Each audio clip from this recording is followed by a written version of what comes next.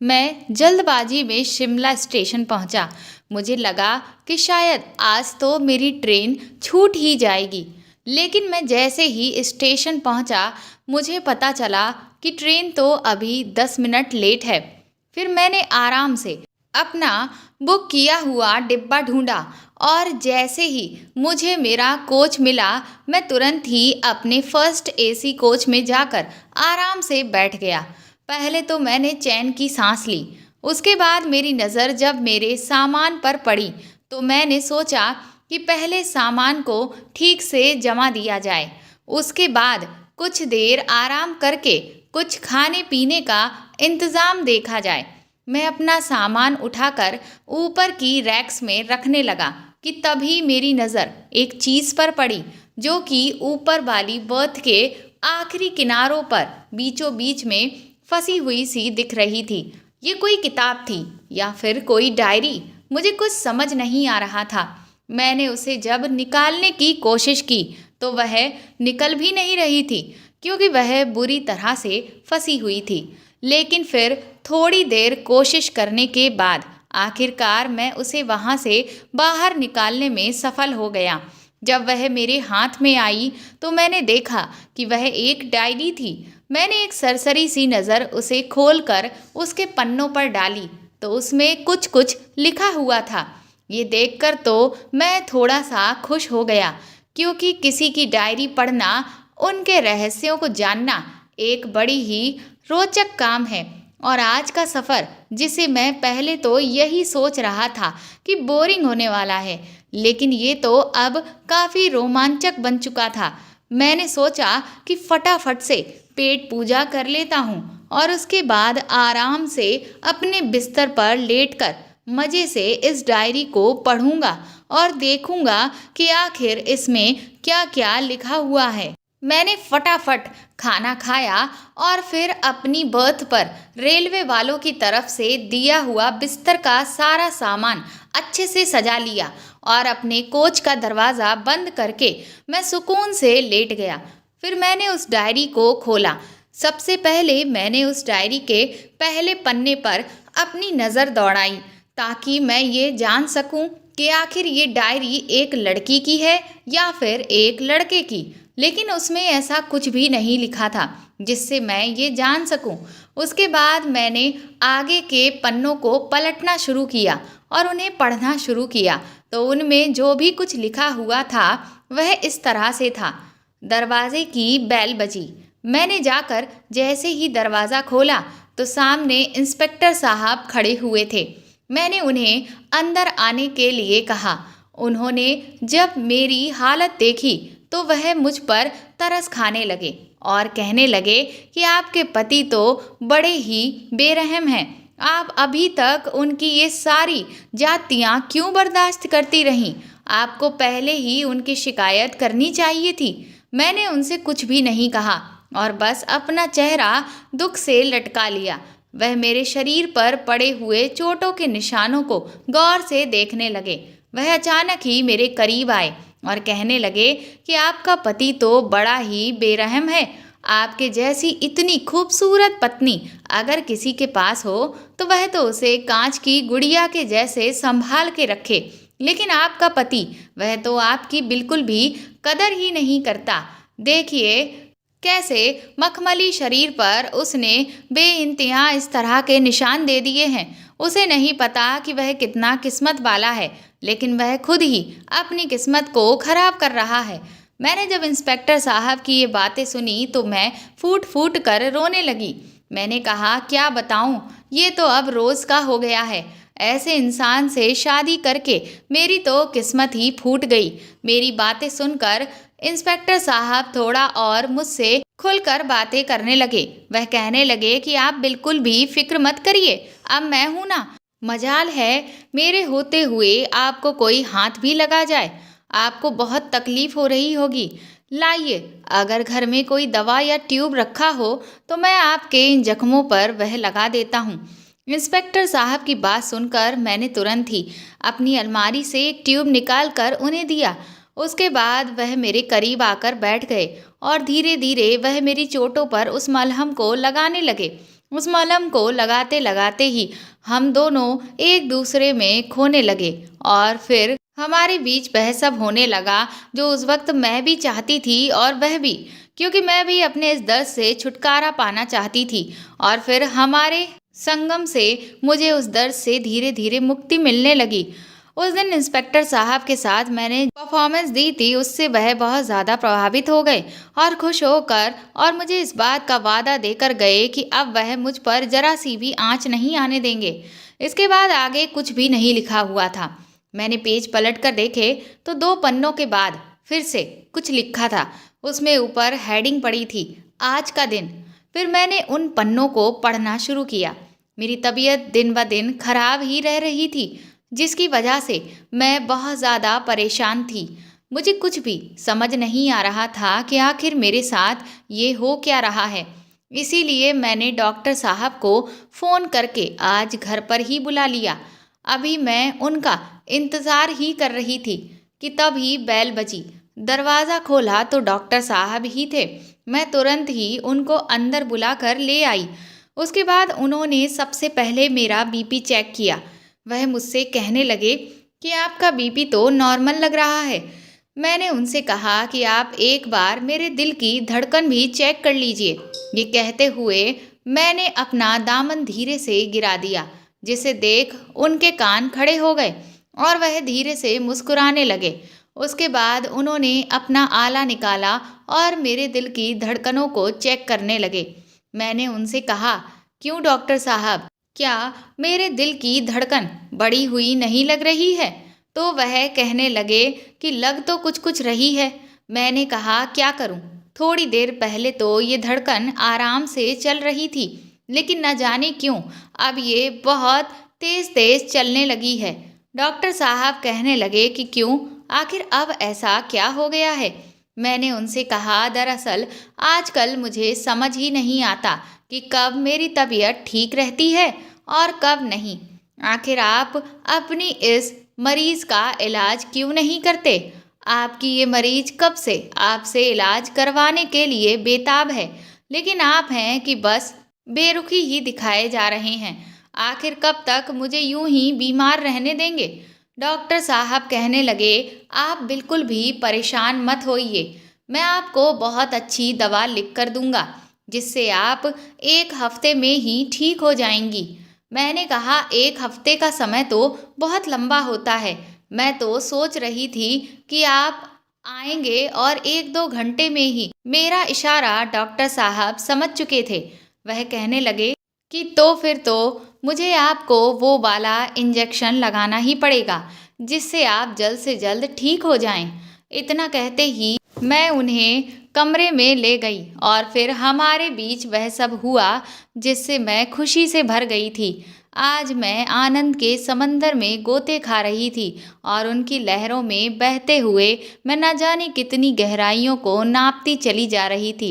इन गहराइयों को नापते नापते मेरी सांसें चढ़ने लगीं, लेकिन फिर भी इन गहराइयों से बाहर आने का मेरा दिल ही नहीं कर रहा था। कई घंटे तक इन लहरों से खेलने के बाद मुझे अपनी तबीयत में कुछ सुधार सा महसूस हुआ।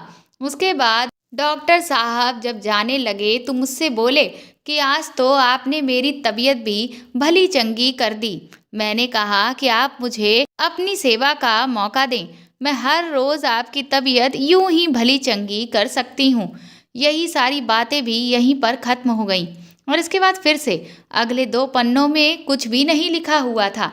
2 पन्नों के बाद मैंने देखा कि फिर कुछ लिखा गया था, जिसमें ऊपर से वही हेडिंग पड़ी हुई थी, आज का दिन।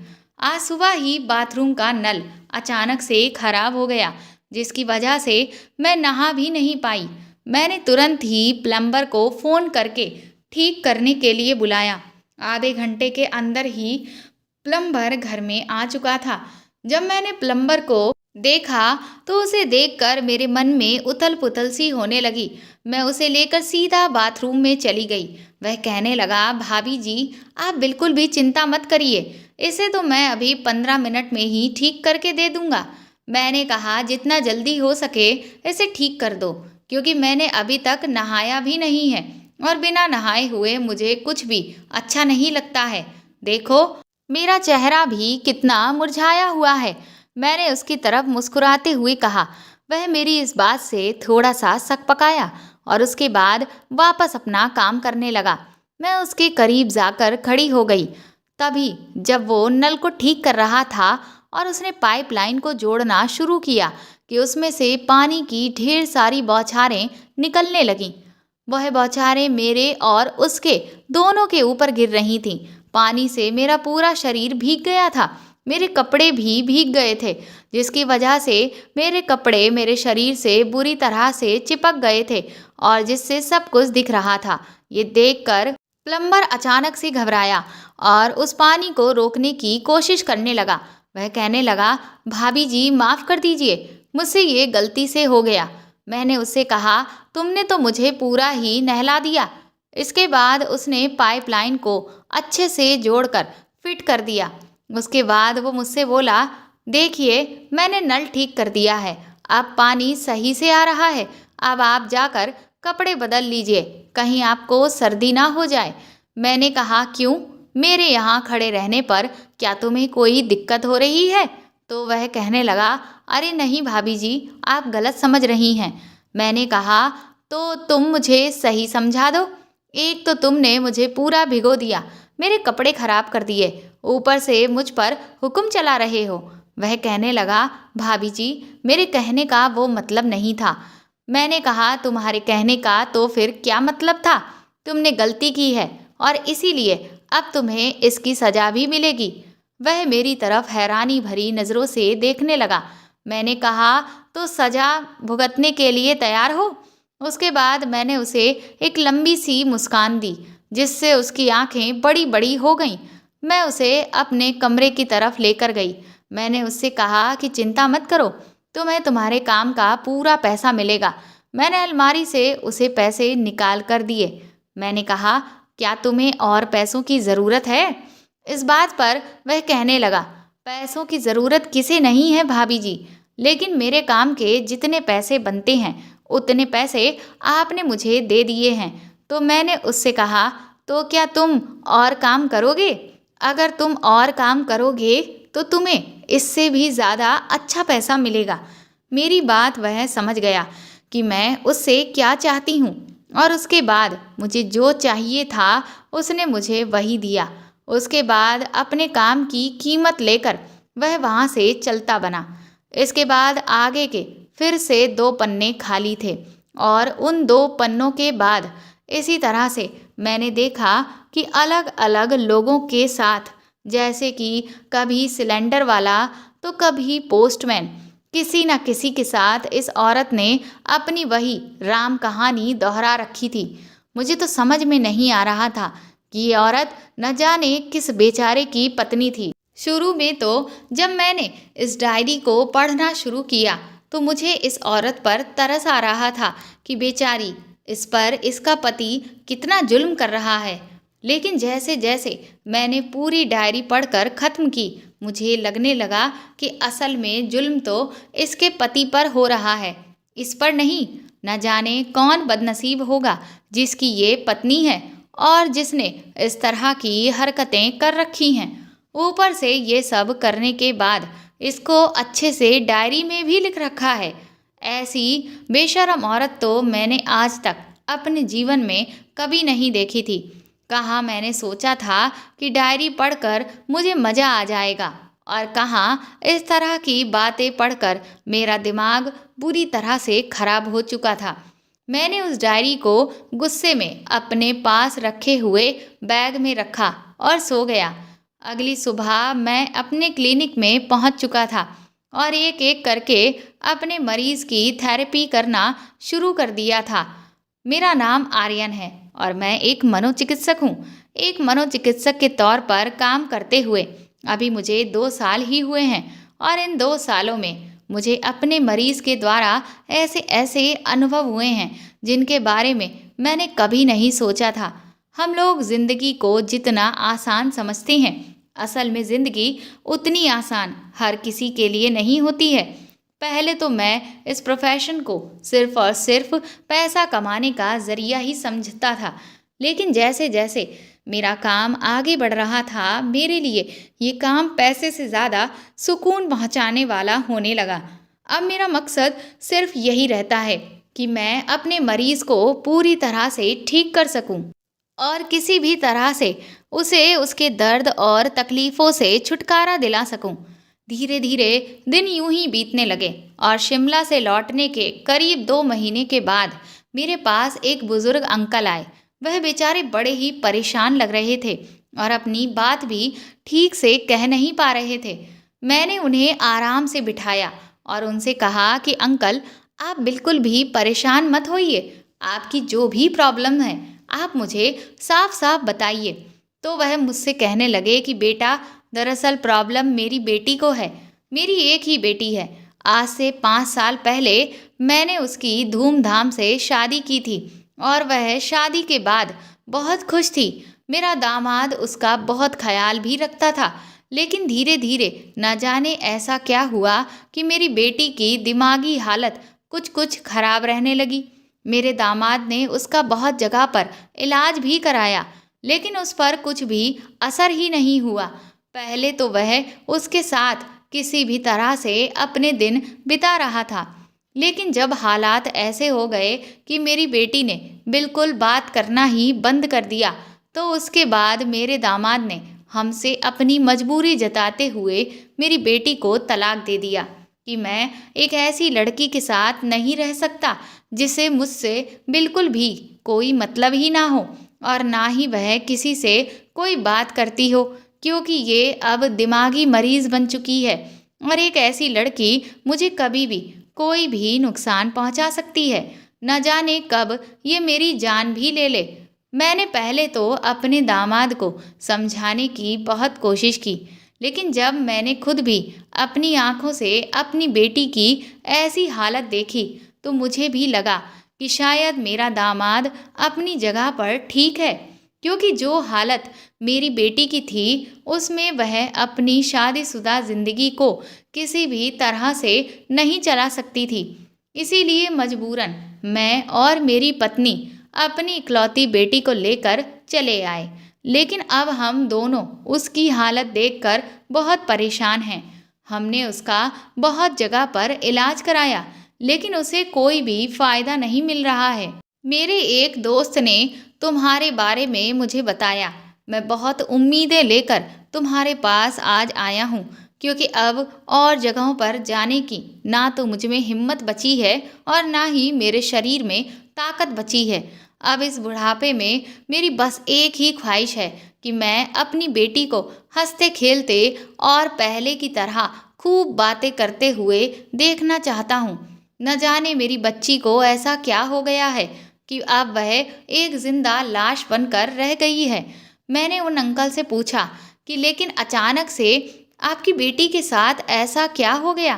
क्या आपने उससे पूछा नहीं या आपकी पत्नी ने उनसे पूछने की कोशिश नहीं की? तो वो कहने लगे कि ऐसा नहीं है बेटा, मैंने और मेरी पत्नी ने, हम दोनों ने मिलकर बहुत कोशिश की। हमने कई बार उसे प्यार से भी समझाया कि बेटा, तुम्हारे मन में जो भी बात है वह हमें बता दो, या तुम्हारी ये हालत कैसे हुई हमें कुछ तो बताओ। लेकिन वह अपने मुंह से एक शब्द भी निकालने को तैयार नहीं है। हमें तो समझ ही नहीं आ रहा कि मेरी बेटी को न जाने क्या हो गया है। हमारे रिश्तेदार तो यहाँ तक कहने लगे हैं कि किसी ने मेरी बेटी पर जादू टोना करवा दिया है और इसीलिए उसकी ऐसी हालत हो गई है। मैंने उन अंकल से कहा कि आप बिल्कुल भी परेशान मत होइए। आप कल ही 11 बजे अपनी बेटी को मेरे पास लेकर आइएगा।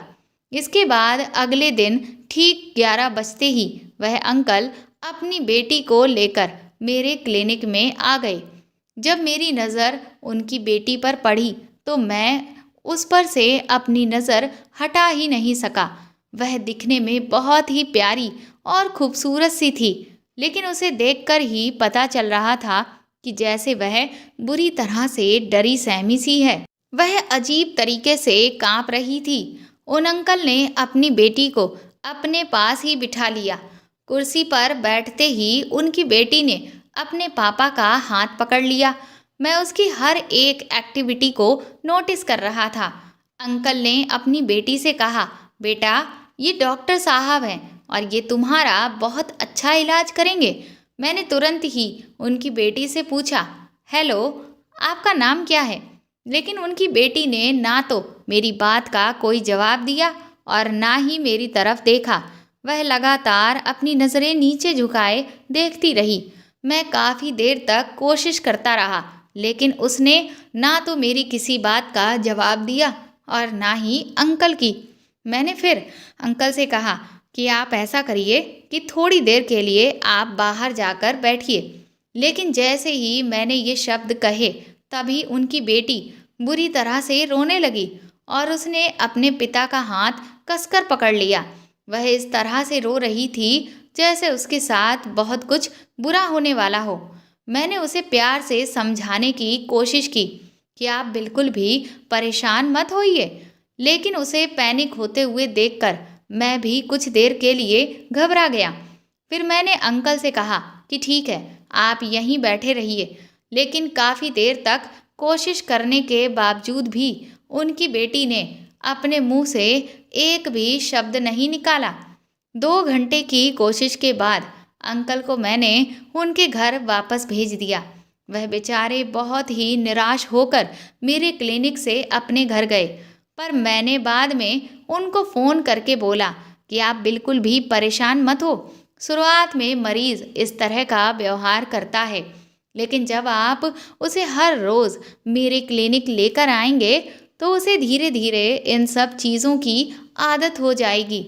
और जब वह मुझसे मिलेगी, हर रोज़ मैं उससे बातें करूँगा, तो मेरे प्रति उसके अंदर जो डर है वह पूरी तरह से खत्म हो जाएगा। ये बात सुनकर अंकल को कुछ तसल्ली मिली और इसके बाद करीब 1 महीने तक वह लगातार अपनी बेटी को इसी तरह से मेरे क्लिनिक में लाते रहे और मैं उसके साथ तरह तरह की अच्छी अच्छी बातें करता रहा ताकि वह मेरे साथ कंफर्टेबल फील करने लगे।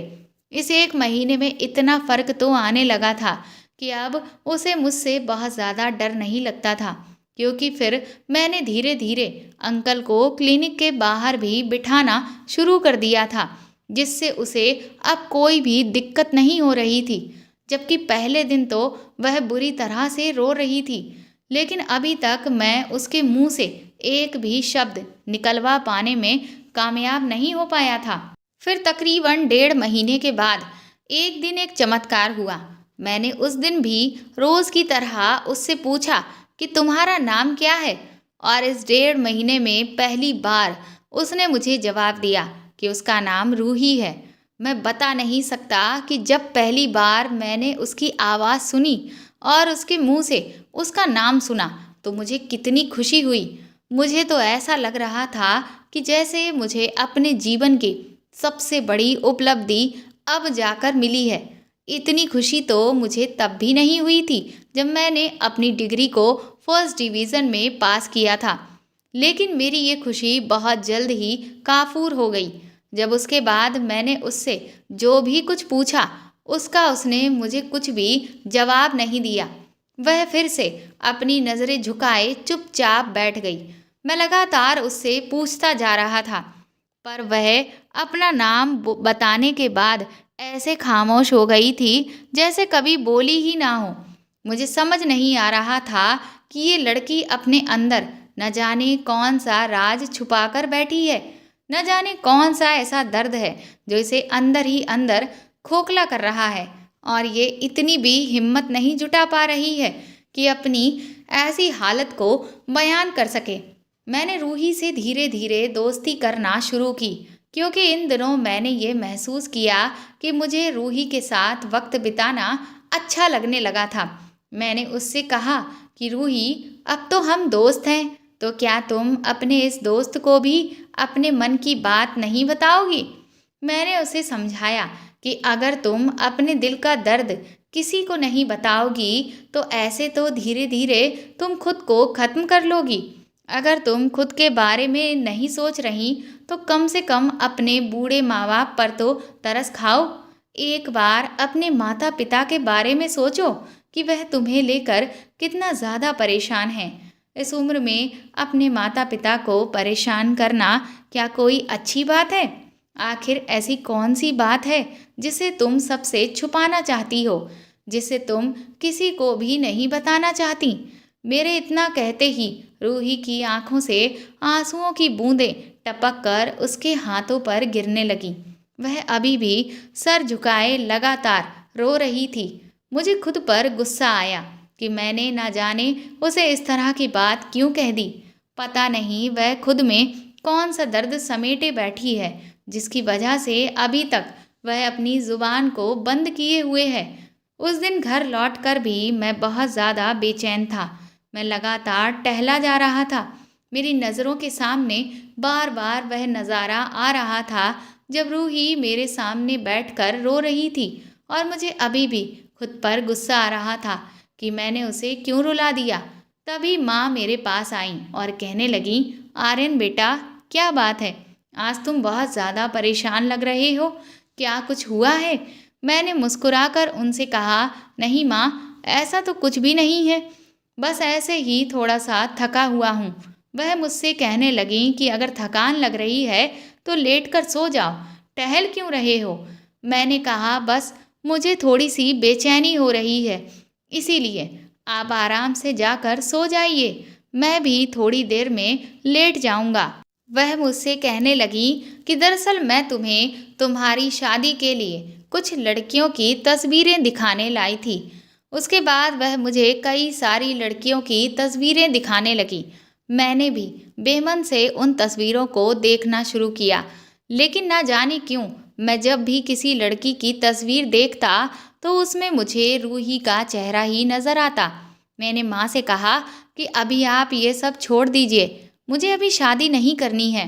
पर माँ कहने लगी कि मैं पिछले कई दिनों से तेरी यही बात सुनती चली आ रही हूँ, लेकिन अब बस बहुत हो गया। अब मैं तेरी एक भी नहीं सुनने वाली। या तो तुम कोई लड़की खुद से पसंद कर लो, और नहीं तो मैं खुद ही किसी लड़की को देखकर फैसला कर लूँगी और उसे अपनी बहू बनाकर ले आऊँगी। मेरी माँ गुस्से में मुझे धमकाकर अपने कमरे में चली गईं। इधर मैं रूही को लेकर बहुत ज़्यादा परेशान था।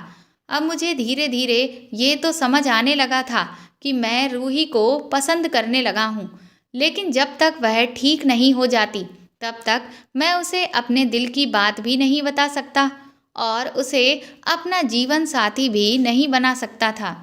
मुझे कुछ भी करके उसे पूरी तरह से ठीक करना था।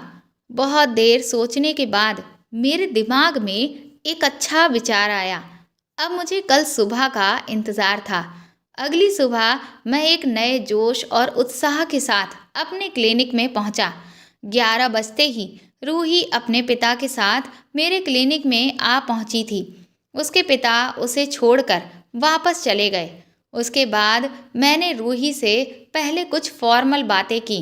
फिर मैंने उससे कहा कि कभी कभी हम जो बातें किसी से कह नहीं पाते हैं उन्हें हम लिख देते हैं। लिखने से हमारी बातें कोई जान भी नहीं पाता और हम अपने दिल का बोझ भी हल्का कर लेते हैं। ये कहते हुए मैंने बड़ी उम्मीद से उसके सामने एक पेपर और पेन रख दिया। अब मैं उलझन में था कि क्या रूही मेरी बात को समझते हुए अपने अंदर भरे हुए दर्द को इस कागज़ पर लिखेगी या फिर मेरी ये उम्मीद भी नाकाम हो जाएगी। 1-2 मिनट के बाद अचानक ही रूही ने उस पेन को उठा लिया। ये देखकर मैं बहुत खुश हुआ। मैं तुरंत ही वहाँ से उठकर कुछ दूर चला गया ताकि उसे ऐसा ना लगे कि मैं उसके लिखे हुए को देखने की कोशिश कर रहा हूँ और उसे असहज महसूस हो। उसने थोड़ा सा कुछ लिखा और फिर न जाने क्यों उसकी कलम रुक गई। मैं तिरछी नज़र से उसे ही देख रहा था, लेकिन उसे यही जता रहा था कि जैसे मैं उसे बिल्कुल नहीं देख रहा हूँ। उसने उस कागज़ को फोल्ड करके आगे की तरफ सरका कर रख दिया और फिर से अपना सर नीचे झुकाकर चुपचाप बैठ गई। मैं समझ चुका था कि उसे जो लिखना था वह लिख चुकी है। थोड़ी देर के बाद वह अपने पिता के साथ जैसे ही गई, मैंने लपक कर उस कागज़ को खोला और उसे पढ़ना शुरू किया। रूही ने उसमें लिखा था, मैं अपनी शादीशुदा जिंदगी से बहुत खुश थी। सब कुछ बहुत अच्छा चल रहा था, बिल्कुल वैसा जैसा मैंने अब तक सोचा था। लेकिन फिर मेरे साथ इसके आगे रूही ने कुछ भी नहीं लिखा था। उसके इतना लिखने से मुझे कुछ भी फायदा ही नहीं हुआ, क्योंकि जो मैं जानना चाहता था वह तो रूही ने लिखा ही नहीं। लेकिन फिर भी मैंने खुद को तसल्ली देते हुए समझाया कि आज रूही ने इतना लिखा है और एक दिन वह भी आएगा जब वह मुझे सब कुछ लिखकर बता देगी। मैंने उस कागज़ को फोल्ड करके वापस टेबल पर रखा और अपनी कॉफ़ी पीने लगा कि तभी अचानक मुझे कुछ अजीब सा एहसास हुआ। मैंने एक बार फिर से तुरंत ही उस कागज़ को खोल कर देखा। उसमें लिखी हुई जो राइटिंग थी वह मुझे न जाने क्यों बहुत ही जानी पहचानी सी लग रही थी। लेकिन मुझे याद ही नहीं आ रहा था कि इस राइटिंग को आखिर मैंने कहाँ देखा हुआ है। पर मुझे ये चीज़ बहुत अजीब लगी कि मैं तो रूही से अभी कुछ महीनों पहले ही मिला हूँ और उसने मुझे पहली बार ही कुछ लिख कर दिया है। तो फिर मुझे उसकी राइटिंग इतनी जानी पहचानी क्यों लग रही है? ऐसा क्यों लग रहा है कि जैसे इस राइटिंग को मैं पहले भी कहीं देख चुका हूँ। उस पूरा दिन याद करने के बाद भी मुझे याद ही नहीं आ रहा था कि मैंने इस राइटिंग को कहाँ देखा है। आज भी जब मैं घर पहुँचा तो बहुत ज़्यादा बेचैन था और माँ मेरे पास आज फिर से मेरी शादी की बात करने के लिए कुछ लड़कियों की तस्वीर लेकर आईं। मैंने उनसे कहा कि माँ, मेरा इस वक्त मूड बिल्कुल भी ठीक नहीं है, इसीलिए आप इन तस्वीरों को अभी रख दो, मैं थोड़ी देर के बाद देख लूँगा। माँ भी समझ गईं कि शायद मैं किसी बात से परेशान हूँ, इसीलिए वह मुझसे बोली कि मैं इन तस्वीरों को इस डायरी में रख देती हूँ। जब तुम्हारा मूड ठीक हो तो तुम इन तस्वीरों को देख लेना। मैंने उनसे कहा ठीक है। उसके बाद मैं चुपचाप अपने बिस्तर पर बैठ गया। तभी अचानक मेरे जहन में माँ के शब्द गूंजे जिसमें उन्होंने डायरी का जिक्र किया।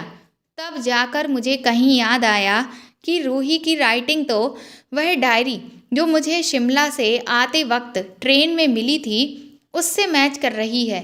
मुझे लगा कि कहीं ये मेरा वहम तो नहीं, इसीलिए मैं हड़बड़ा कर तुरंत ही उस डायरी को ढूंढने लगा। लेकिन अब मुझे याद ही नहीं आ रहा था कि मैंने वह डायरी कहाँ रख दी।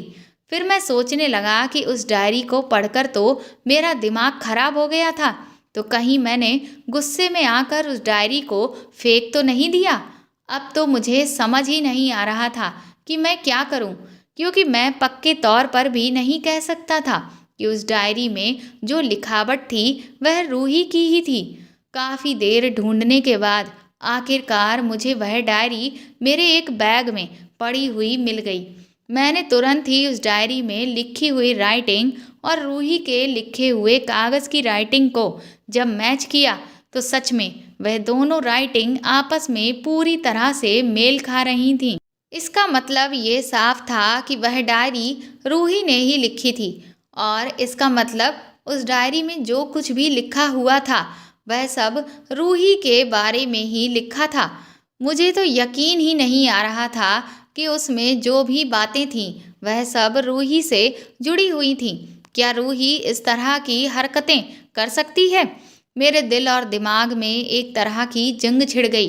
मेरा दिमाग मुझे यही कह रहा था कि जो सामने दिख रहा है सच वही है। इसका मतलब उस डायरी में उस औरत ने अपने जो भी काले कारनामों के बारे में लिख रखा था वो और कोई नहीं, रूही ही थी। पर दिल ये मानने को तैयार ही नहीं था कि मेरी रूही ऐसा कुछ भी कर सकती है या वह एक चरित्रहीन औरत है।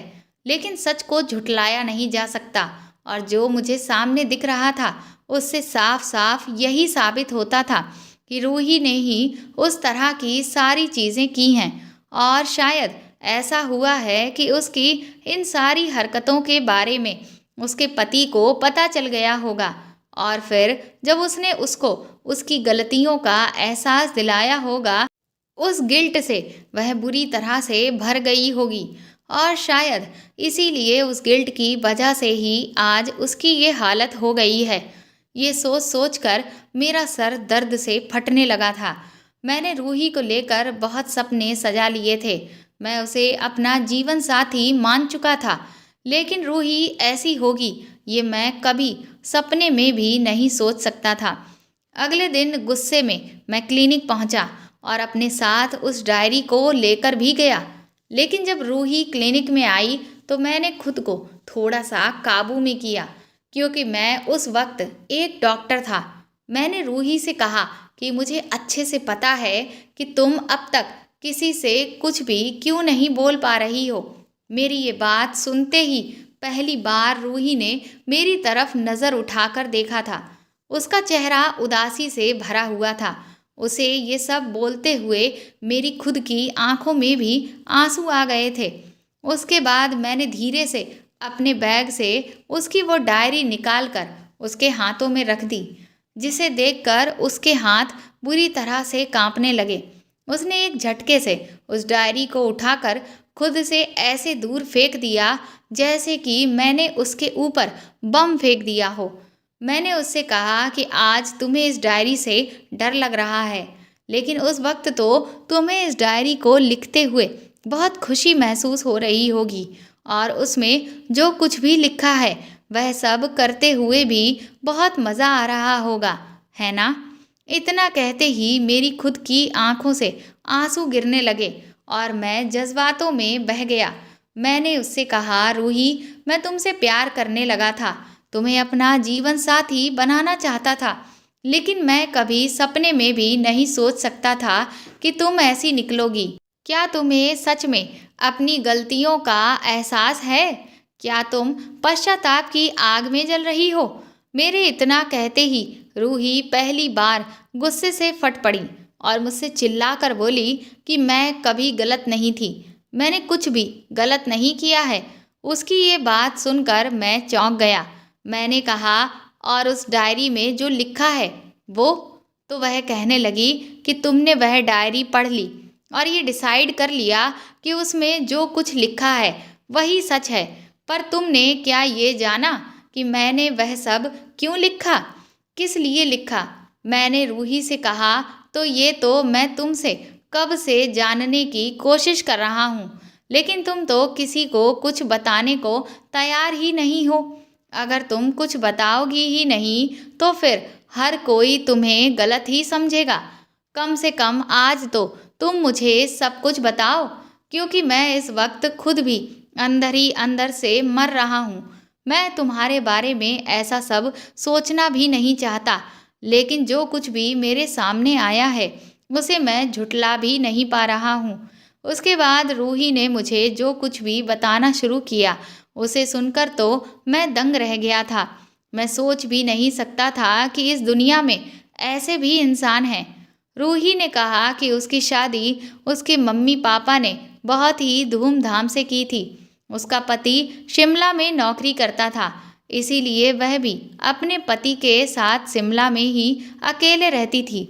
इतनी खूबसूरत जगह रहकर वह बहुत खुश थी।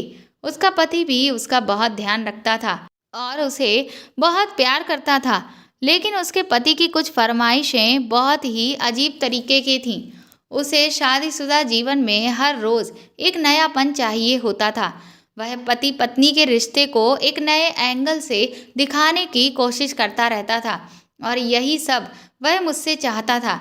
मैंने भी शुरुआत में उसकी हर बात में हाँ मिलाई ताकि मैं अपने पति को खुश कर सकूं, लेकिन मुझे नहीं पता था कि मेरी एक बार की हाँ मेरे लिए सजा बनती चली जाएगी। मेरा पति हर रोज़ कभी पुलिस वाले के तौर पर, तो कभी डॉक्टर बनकर, तो कभी प्लम्बर, कभी सिलेंडर वाला, तो कभी पोस्टमैन, तो कभी बैंक वाला, इस तरह के अलग अलग किरदारों में घर पर आया करता था। और वह मुझे भी एक किरदार निभाने को कहता था जिसमें मैं उसे अपना पति ना मानकर, बल्कि ये सारे कैरेक्टर्स को मानकर उसके साथ वह सब करूं जो एक पति पत्नी के बीच में होता है। इस सब को अच्छी तरह से करवाने के लिए वह सबसे पहले मुझे इसकी एक स्क्रिप्ट बोलता था और उसे इस डायरी में लिखवाता था ताकि मुझसे कोई भी गलती ना हो। शुरुआत में तो मुझे लगा कि अभी हमारी नई नई शादी हुई है, इसीलिए मेरा पति मुझसे एक नयापन चाहता है। लेकिन धीरे धीरे ये सब उसके पागलपन में बदलने लगा, क्योंकि फिर तो वह मुझसे हर रोज़ यही चाहने लगा, जिसकी वजह से मुझे बहुत तकलीफ़ होने लगी। मैंने कई बार जब भी उसको ये सब करने से मना किया तो वह मेरे साथ बुरा बर्ताव करने लगा, जिससे मुझे तकलीफ़ होने लगी। फिर तो मुझे ये महसूस होने लगा कि मेरा पति मुझे सच में बिल्कुल भी नहीं चाहता है, बल्कि अब तक वह मेरी जो भी केयर या फिक्र कर रहा था वह सिर्फ एक दिखावा थी। ये एक ऐसी बात थी जिसे मैं किसी को बता भी नहीं सकती थी, क्योंकि अगर मैं किसी से कहती भी तो सामने वाला या तो मेरा मजाक बनाता या फिर वह यही कहता कि तुम्हें तो ऐसा पति मिला जो तुम्हें हर रोज़ एक नयापन दे रहा है। जबकि मैं जानती थी कि मैं कैसी सज़ा भुगत रही थी, मुझे कितनी तकलीफ़ हो रही थी। कई महीनों तक मैं ये सब झेलती रही, लेकिन फिर मुझे एक दिन पता चला कि मैं प्रेग्नेंट हूँ। मैंने ये खुशखबरी अपने पति को सुनाई, जिसे सुनकर वह खुश होने की जगह मुझ पर नाराज़ होने लगा। मैंने उससे कहा कि आप इस खबर को सुनकर खुश क्यों नहीं हैं? तो वह कहने लगा कि ये भी कोई खुशी की बात है। अगर तुम अभी माँ बन गई तो हमारी ज़िंदगी का जो भी रोमांच है वह तो खत्म ही हो जाएगा। उनके मुंह से ऐसी बात सुनकर मेरे पैरों तले की ज़मीन ही निकल गई थी। मैं कभी सपने में भी नहीं सोच सकती थी कि मेरे पति के लिए अपनी इच्छाएं सबसे ज़्यादा मायने रखती हैं। इसके बाद मेरे पति ने ज़बरदस्ती मेरे बच्चे को ख़त्म करवा दिया, जबकि मैं ऐसा बिल्कुल नहीं चाहती थी।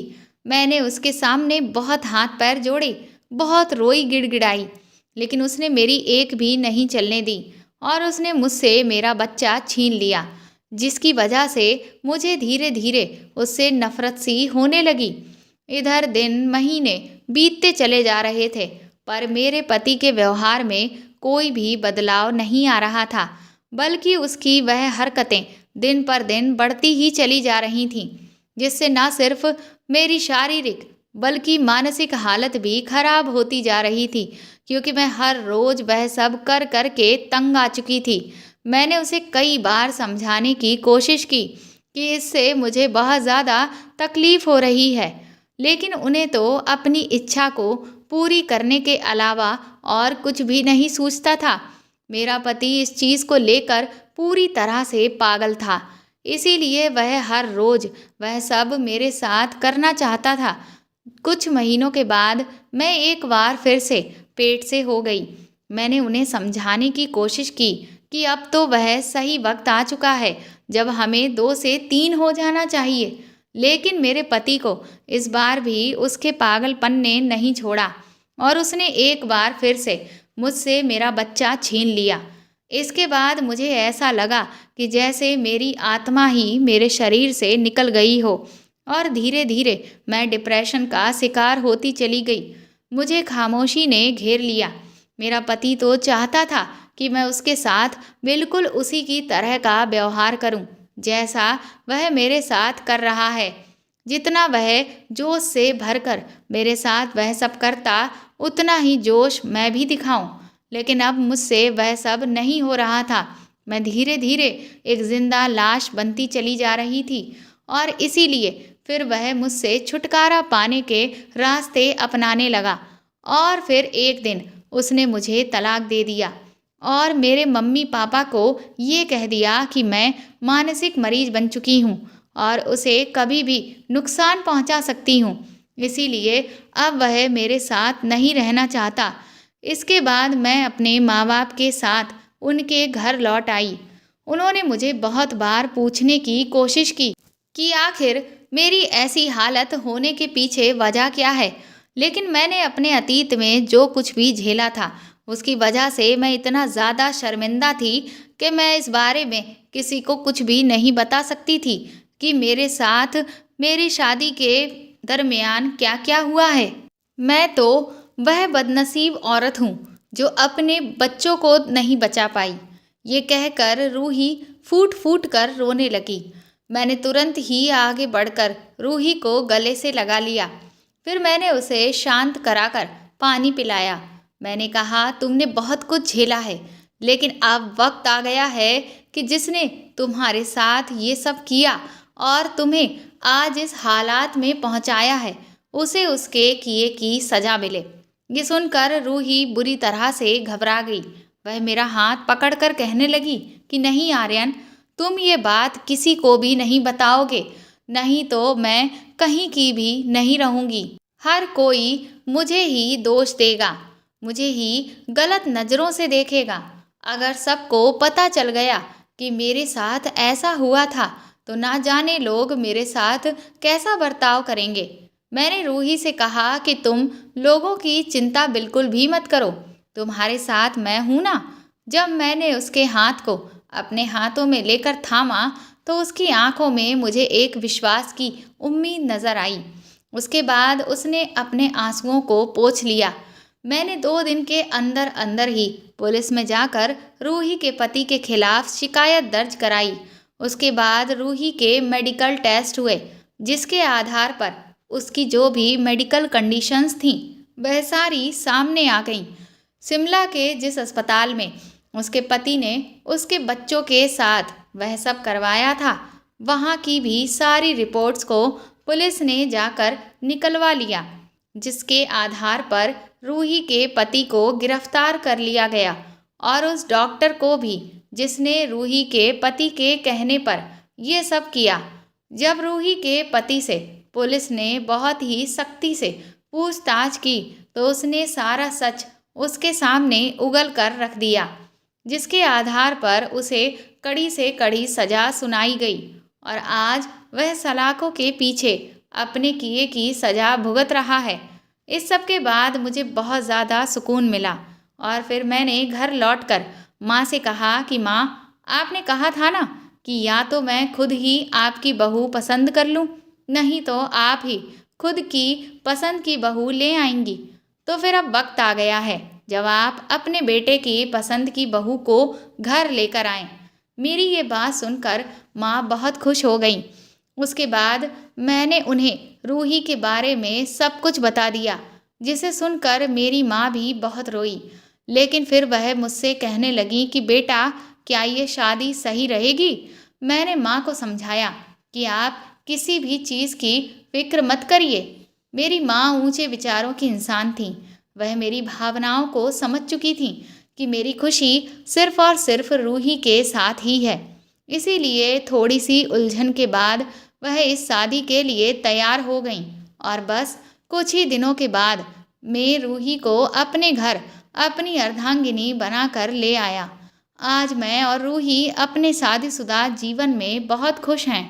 शादी के बाद एक दिन मैं और रूही जब शाम को एक साथ बैठकर आराम से चाय पी रहे थे, तो उसने मुझसे पूछा, आर्यन जी, मेरे मन में ये सवाल बहुत दिन से है कि आपको वह डायरी आखिर कैसे मिली थी, जबकि वह डायरी तो जब मैं पापा के साथ शिमला से वापस यहाँ आ रही थी, तो मैंने उसे ट्रेन में ही निकाल कर फेंक दिया था, क्योंकि मेरे शिमला से आते वक्त न जाने कब मेरे पति ने उस डायरी को मेरे ही सामान में रख दिया। और जब ट्रेन में मैंने उस डायरी को अपने सामान में रखा हुआ देखा, तो मैं गुस्से से बुरी तरह से भर गई थी। मुझे उस डायरी से नफरत थी, इसीलिए मैंने उस डायरी को वहीं पर फेंक दिया। पर फिर वह आपको कैसे मिली?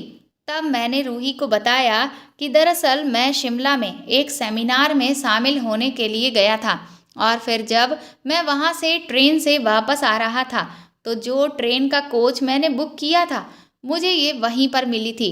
और फिर मैंने उस वक्त तो उत्सुकतावश इस डायरी को पढ़ा था, लेकिन मुझे क्या पता था कि एक दिन उस डायरी को लिखने वाली मेरे साथ बैठकर यहाँ चाय पी रही होगी। मेरे इतना कहते ही रूही खिलखिलाकर हंसने लगी और उसे हंसता हुआ देखकर मुझे जो सुकून मिल रहा था, उसे मैं शब्दों में बयान नहीं कर सकता। सच में, हम जिसे दिल से प्यार करते हैं, उसकी खुशी हमारे लिए सबसे ज़्यादा मायने रखती है। ये जीवन में मैं पहली बार महसूस कर पा रहा था। दोस्तों, अपने जीवन साथी की कदर करें। आपको उनके साथ कुछ दिन या महीने नहीं, बल्कि पूरी ज़िंदगी बितानी है। इसलिए उनके साथ ऐसा व्यवहार ना करें जिससे उनके मानसिक या शारीरिक स्वास्थ्य पर कोई आंच आए। साथ ही साथ किसी भी बात की पूरी सच्चाई जानने के बाद ही किसी फैसले पर पहुंचें। शुरुआती तौर पर किसी को लेकर कोई भी राय ना बनाएं। तो दोस्तों, आपको मेरे द्वारा लिखी हुई ये कहानी कैसी लगी, आप मुझे कमेंट करके ज़रूर बताएं। और प्लीज़ इस कहानी को ज़्यादा से ज़्यादा शेयर और लाइक करके मेरे चैनल को सपोर्ट करें। साथ ही मेरे इस वीडियो पर जो सुपर थैंक्स का आइकन आपको हार्ट शेप में दिख रहा है, उसको प्रेस करके भी आप मुझे सपोर्ट कर सकते हैं और मुझे सुपर थैंक्स खरीद कर दे सकते हैं। साथ ही अगर आप चैनल पर नए हैं तो सब्सक्राइब करके बेल आइकन को ज़रूर दबा दें, ताकि आगे भी मैं आपको ऐसी ही अच्छी कहानियाँ सुनाती रहूँ। Thank you.